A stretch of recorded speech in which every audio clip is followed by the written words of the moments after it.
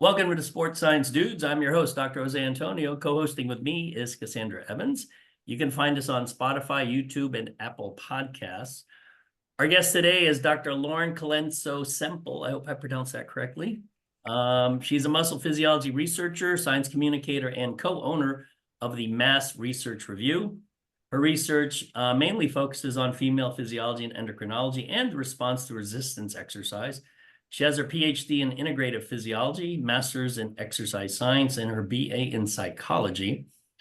She's also an expert fitness professional with years of practical experience and certifications in strength and conditioning, sports nutrition, group fitness, and personal training. So I want to welcome to the show, Lauren, despite the technical difficulties you may have had in your office. It's good to have you. Thank you so much. Good to be with you both. All right, I pulled this up. This is I think it's a 2024-2025 Frontiers paper by Jones et al. And I just want to read the stats here because I think it's kind of interesting, but it sort of dovetails into the research in this area.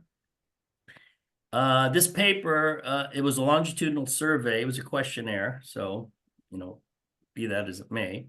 It was sent to female track and field athletes of Great Britain over a 5-year period, so 2014 to 2019.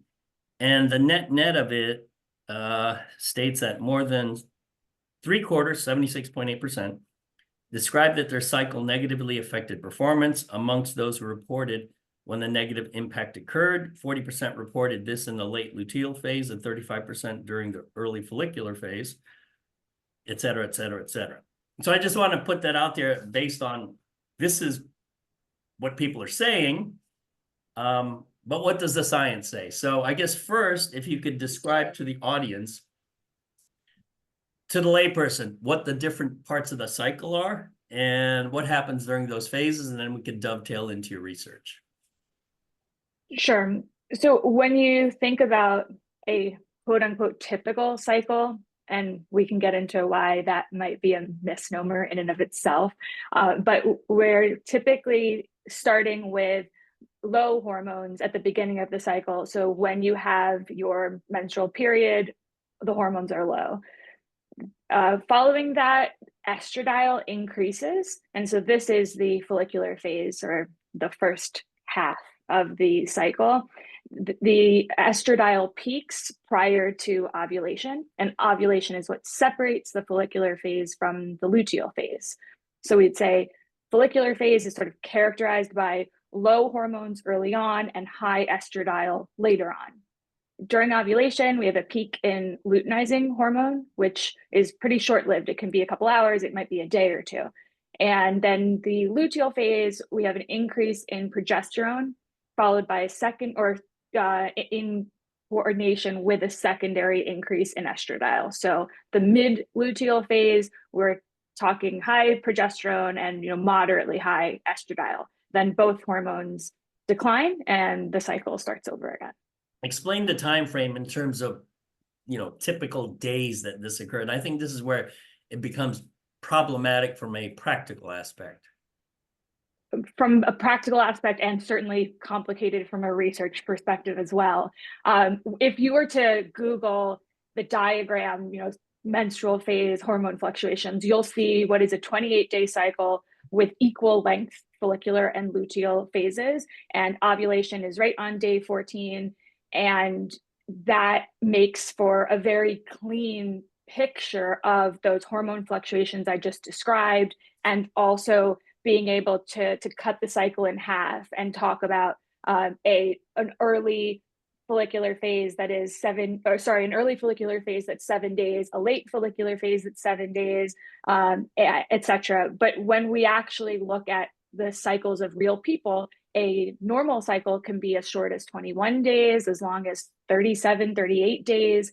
And the timing of ovulation can vary tremendously as well. So you can be an early ovulator, a later ovulator. And what that means is that you have unequal phase lengths.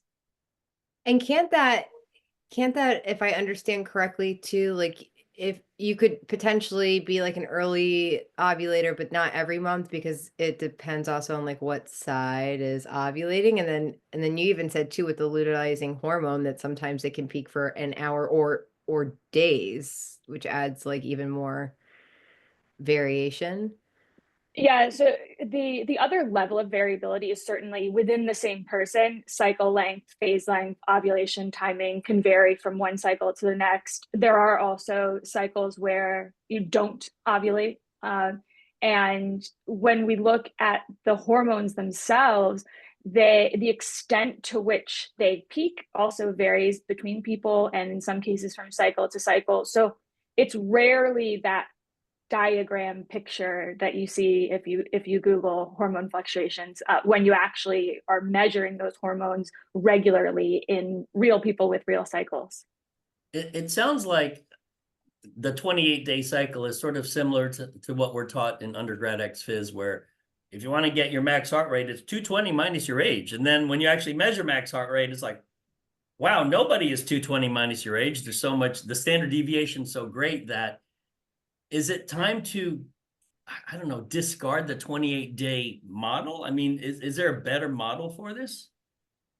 I think it's always good to have somewhat of a reference point to be able to talk about these things. But certainly when you look at the level of variability that exists, then some researchers will start saying, well, it's not 2 phases, it's 4 phases. And now people say, oh, it should be 6 phases or it should be 8 phases. And I'm like, this is very confusing because I think the 2 phases is a good place to just start from explaining it, right? Like ovulation divides these 2 phases.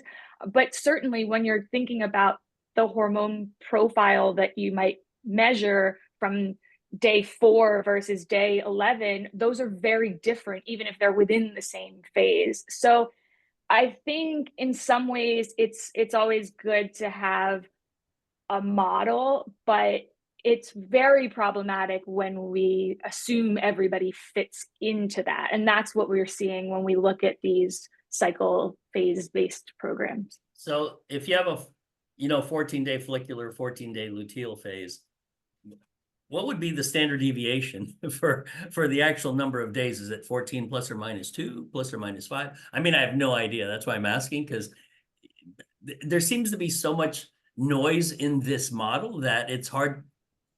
I can't see there being a pragmatic value from an athletic performance standpoint. So, what's the variability?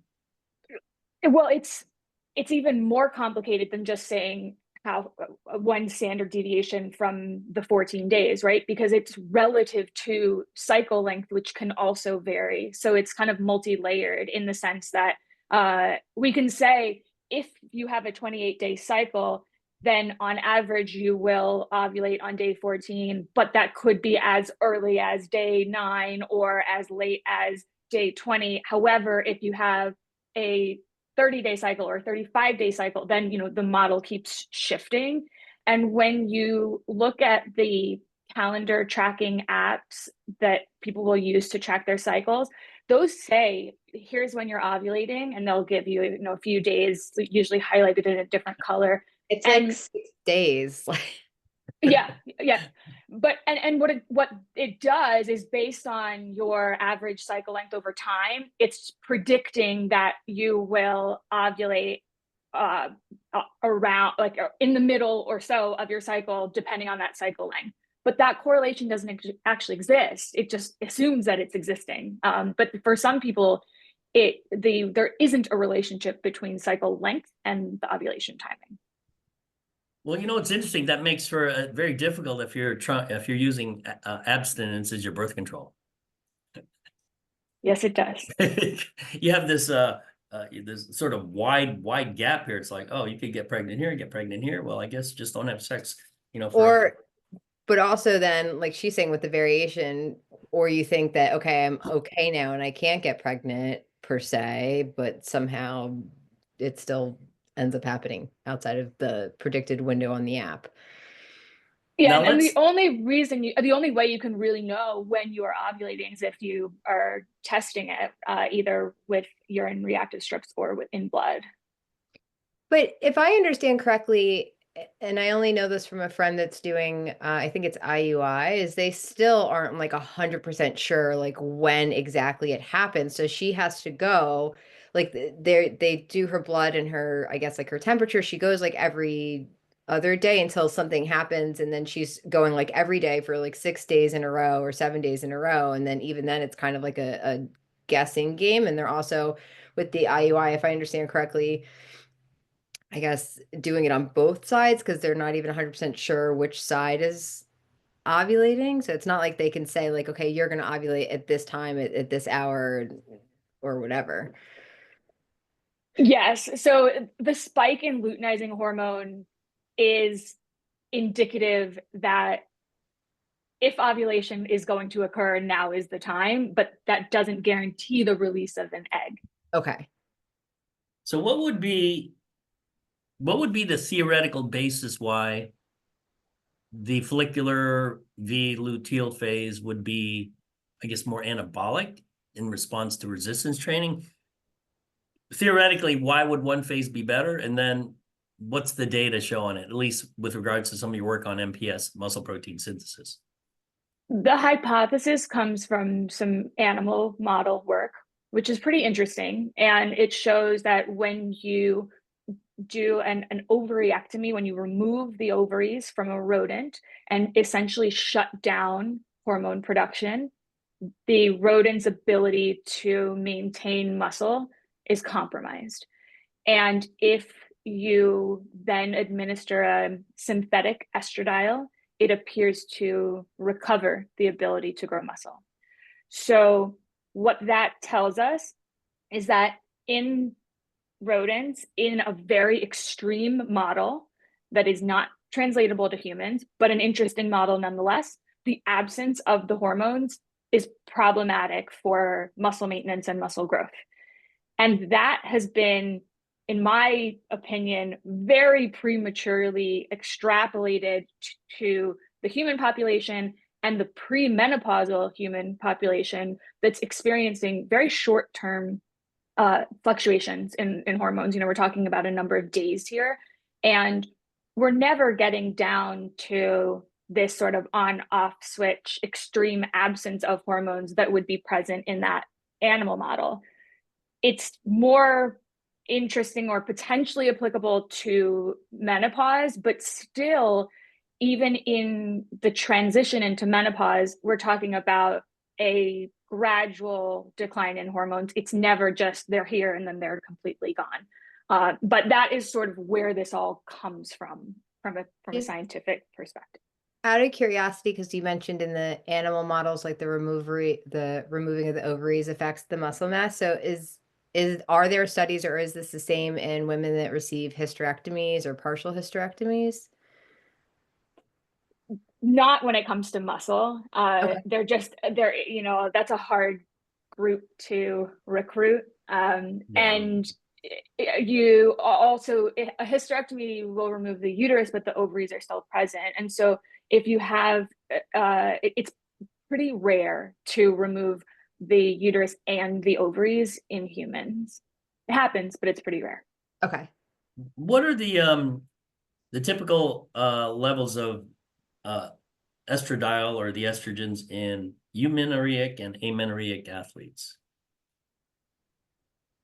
Significantly Isn't it like lower? 20 is like the lowest that you're supposed to have for estradiol, I think? There actually isn't a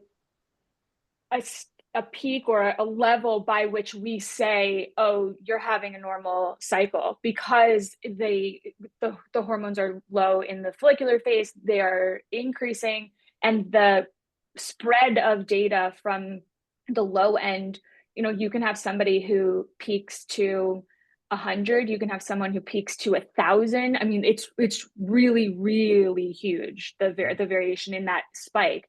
And what we do have is, at least in science, is to say in the luteal phase, if you don't reach a threshold of progesterone, you have a luteal phase deficient cycle, and perhaps you didn't ovulate. So there is that piece of it for the luteal phase, but not for estradiol. It's just for progesterone.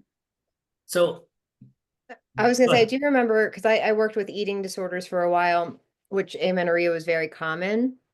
And I do remember a couple doctors with like some specific clients, like the estradiol being, well, in one non-existent, but trying to get it like to a minimum. The doctor was like, we can get it to a minimum. Like you said, it's hard when you measure it, but like the minimum of 20 is kind of was a goal for me and a particular client to even see, dependent, I guess, not even dependent on where they were in the cycle, but just trying to get to that minimum number as like a baseline threshold for, I guess, just functioning in general.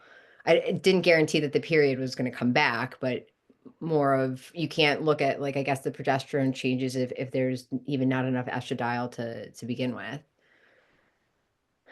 Sure. Yeah. I mean, and I think the problem or the struggle with that is if you didn't know where you were before, then you don't necessarily know what was your normal and what is your Right. baseline that you're trying to return to.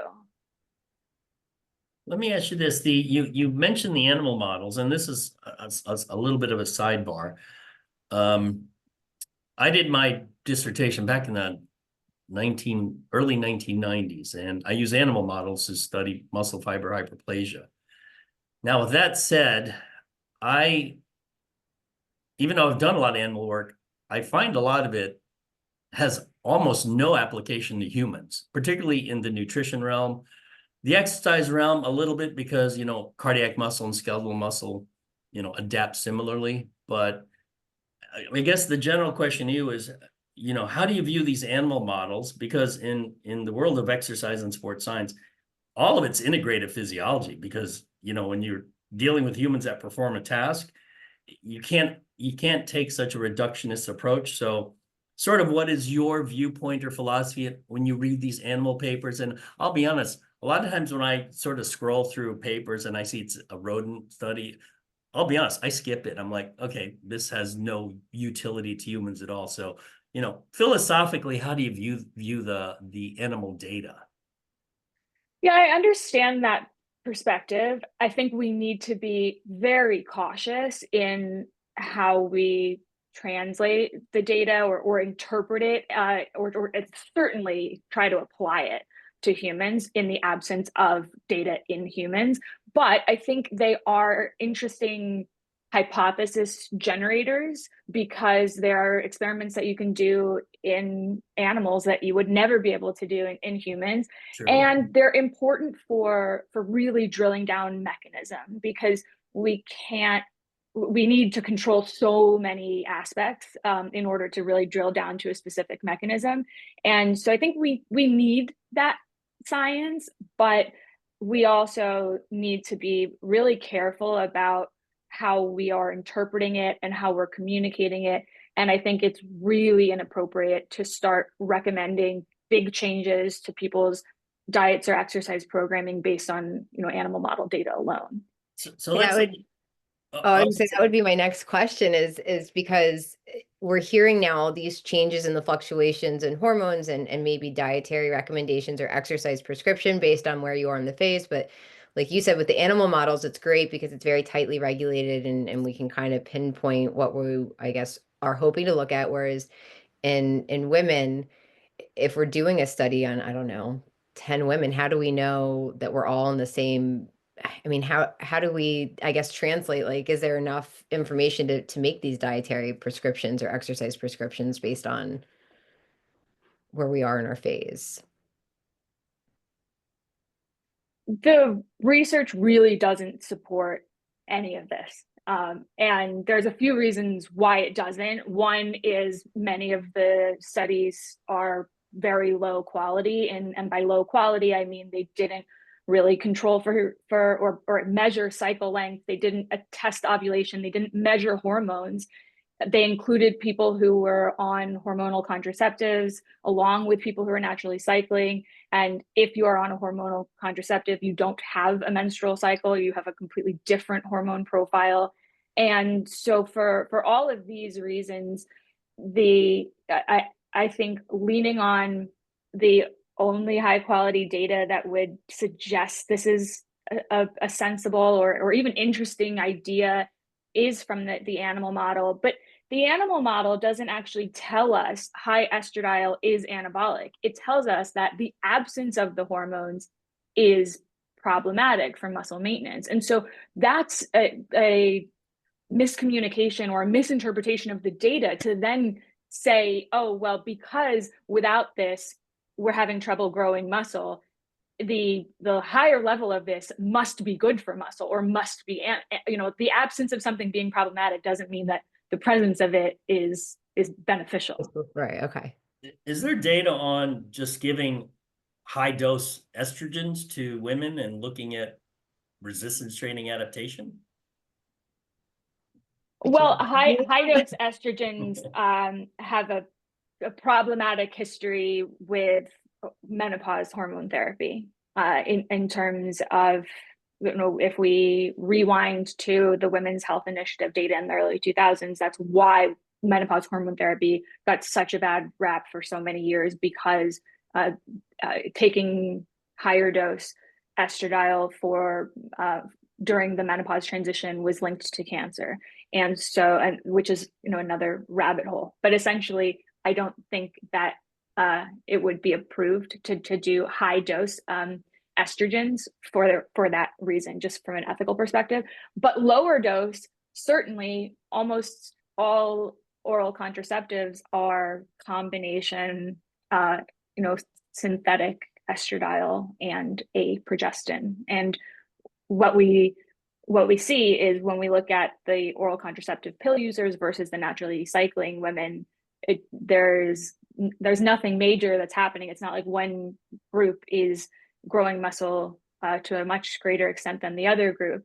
And so you would think, well, when I'm taking these low dose oral contraceptives, all my endogenous hormones are low now. And so if there was something magic about that estradiol peak, then the oral contraceptive users, muscle anabolism would be compromised theoretically, and it's not.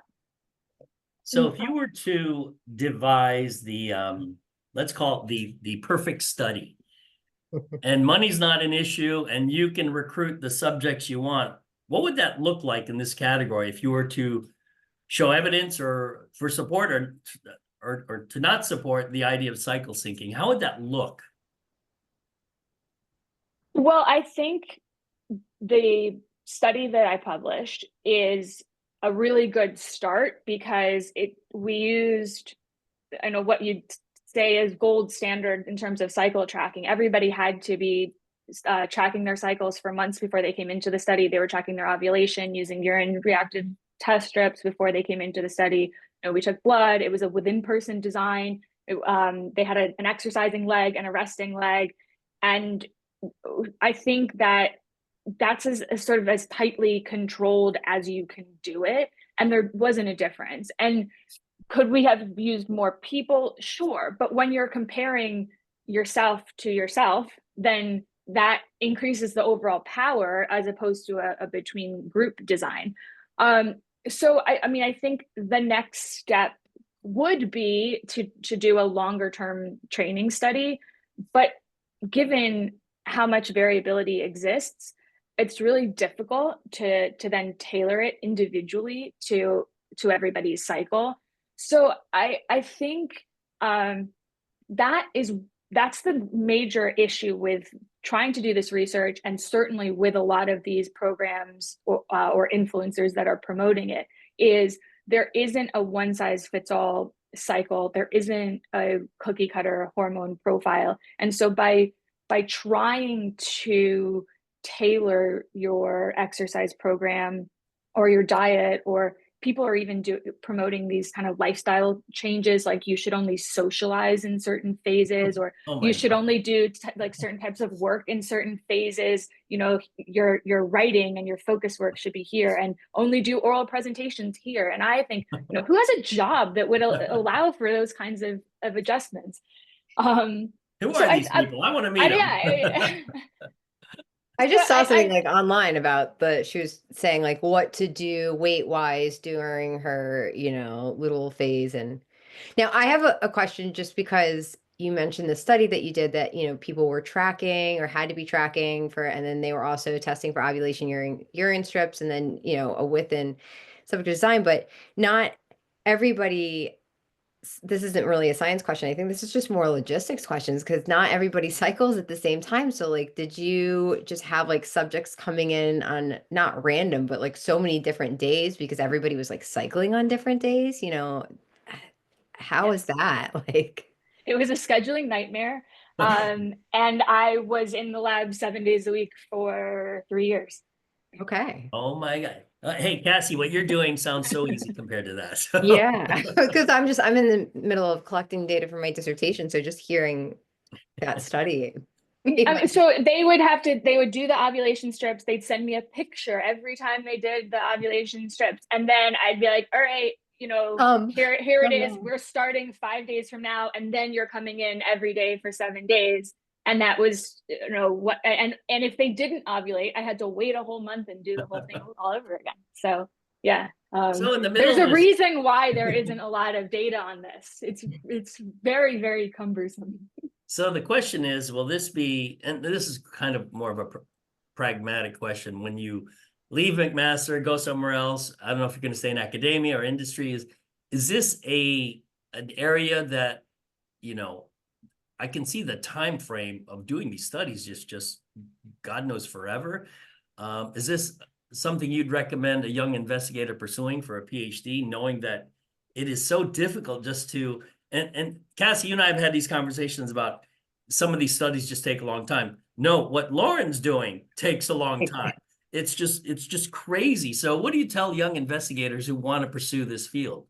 Well, I think that it's not just the question of whether you should be doing any sort of cycle syncing. I think what I hope my research and others will show is that if it doesn't matter, if your phase doesn't matter, either for resistance exercise-induced adaptations or for performance, or whatever the research question is, then we can encourage more scientists to do research in women. Because right now, plenty of researchers are hesitant to study women because of the fear that, well, the cycle phase might affect my outcome measure, and the journal is going to criticize me for not standardizing the menstrual cycle. And so let's just study young men. It's easier. And we so just had that in a study. We only recruited men for a metabolic study specifically because we couldn't guarantee when women would be cycled together. But based on your data, it may not matter.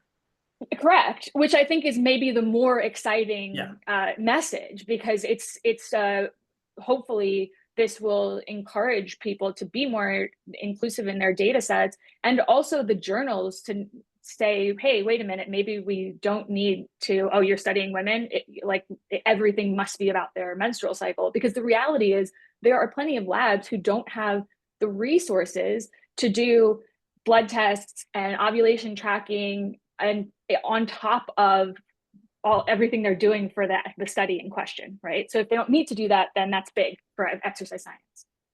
No, I think that's probably the best part. That's best thing that's coming out of this research is that you're right. We don't have to worry about, what part of the cycle. We don't have to worry about that in terms of recruiting women for studies, because I know that's always been a question we've gotten in the past 10 years. How come there's not more women? And what's interesting at our university, it's 70% women, yet I find it more difficult to recruit female subjects than male subjects. I don't know why. I mean, our student population is only 30% male, but the IRB cannot come back and say, hey, you got to make sure you have to somehow standardize it. And it's like, oh God, come on, make our life more difficult with red tape. So net, what would you tell the fitness influencers who is always talking about cycle syncing? What's the pragmatic message here, particularly for those individuals? I'd say it's not evidence-based. It ignores the wide variability of cycle phase and hormone levels that real women are going to experience. And it's potentially harmful because a lot of these programs are encouraging women to do less resistance training. They're saying, hey, just for the first half, you should lift weights. And then for the second half, you should do some yoga and light stretching. And that's not good because, hey, she just cut her resistance training volume in half. That's not going to be conducive to, reaching her goals. Not to mention the fact that, everything we know about good exercise programming requires consistency and progression in order to sustain the habit over time and in order to build muscle and strength. So that's my biggest problem with it, is that not only is it, are you potentially doing something that doesn't even fit your cycle? Anything that encourages people to exercise less or exercise in a kind of silly way is not something that we should support. I was looking really quick. I wanted to try to find what I saw the other day. And it was literally what you were just saying, is that this particular influencer was saying that because they're in, I guess it was the luteal phase, to not lift more than 5-pound weights, and to do gentle stretching, and to really avoid lifting at all costs, because it causes more of an inflammatory response, and blah, blah, blah, blah, blah. Now, I do have a question in terms of, and this is, okay, so we know like these hormonal fluctuations obviously can affect mood. So, and mood especially can affect like motivation and also, rate of perceived exertion. So do you think that maybe some of the, I don't know, misnomer that it's helping to sync your workouts is maybe based on like those mood changes or like the rate of perceived exertion? Yeah, so I like to categorize the menstrual symptom piece of this separately, because I think when we're talking about adjusting due to menstrual symptoms, we're talking about 1 or 2 workouts and not making these like whole pre-planned programming adjustments in advance based on theoretical hormone fluctuations. So in terms of menstrual symptoms, yes, the majority of women experience them. It's usually at the very end of the cycle, so right before you get your period or during the first couple of days of your cycle. And the most common things are cramps or low mood, bloating. Some people get headaches, and definitely motivation to train might be lower during those times. And so I would treat that the same way that you would incorporate any kind of auto-regulatory component of your program, right? So if I'm jet lagged, if I didn't sleep all the night before, if I'm going through a period of high stress, then have a component of your program that allows you to either adjust that session or skip it entirely. But I don't think there is anything about menstrual symptoms that I would treat differently than just not feeling well. I would be responsive when it happens. I wouldn't plan for it to happen. And in terms of your RPE or feeling that it might affect your performance because you have symptoms, there is actually some data on this. And interestingly, people do report that they feel their performance was worse, but objectively, the performance was the same, regardless of whether they had symptoms or not. And I think people can relate to that, right? There are times if you're deadlifting 135 and it feels easy peasy, and then there's another day where you're deadlifting the same weight and you can just say, oh, it feels hard, but you still lifted it for however many reps you lifted it. And so I think it's important to frame it as, yes, you might experience these symptoms. You should absolutely feel free to adjust your sessions accordingly, but objectively, your performance might not actually be affected. Lauren, in the last few minutes, I want to take a slightly different track. I want you to summarize, because people love talking about protein. You're a co-author on this paper, Systematic Review and Meta-Analysis of Protein Intake to Support Muscle Mass and Function in Healthy Adults. So what would be sort of the net of that paper? What does the audience need to know and why? Protein's good. You should eat it. We love protein. Yeah, so we were looking at the effects of protein on function in older adults, and Stop looking right there. at What's older? I want to know what's older. over 65, I believe. I'm not yet older yet. Dang, I'm almost there though. God dang it. Okay, go on, Lauren. And So looking at functional assessments like hand grip strength, but also resistance exercise performance. And it essentially, older people probably need a bit more protein than younger people. And although we're not actually seeing the effect on all, quote unquote, functional outcomes, it does appear that protein is important for strength and muscle mass, but the exercise is the more important piece of it, right? So, the exercise is what drives the muscle growth or maintains the existing muscle. And then the protein is sort of the nice to have on top of that. But protein in the absence of resistance training doesn't really do anything for you. Yeah, I've always viewed protein as icing on the cake. You still got to bake the cake though. Cassie, you want Yes. to say something? Oh, I was gonna say, so it's not enough just to eat protein. I mean, I feel like at the end of the day, what a lot of, at least what I tell my class, it's like very boring answers. You have to exercise, you have to eat protein, like too much is bad, too little is not good, like, but it just, I think, kind of reinforces the idea that, exercise is really important even as we age. Yeah, I'm always shocked at how many young undergrad students don't regularly exercise. It's really rather strange. Even though the drumbeat of you need to work out, it's like, I guess it goes in one ear out the other. Lauren, tell us a little bit about the Mass Research Review. I know you write for that. Tell the audience a little bit about it. I think you have to be a member though to access these articles. Yes, so it's a subscription-based product, but we cover the latest exercise science research, nutrition, supplements, overall wellness, kind of everything under the sun of the exercise science kind of evidence-based world. And then we interpret those articles or topics in a way that is more accessible for someone who maybe isn't going to dive deep into the full scientific paper. And you can find out more at massresearchreview.com. And so what do you do personally for training? Are you training for anything specifically, or you just like to lift, or you like to run? And also your personal nutrition, what do you do for yourself? Protein, carbs, fat, supplements, etc. Okay.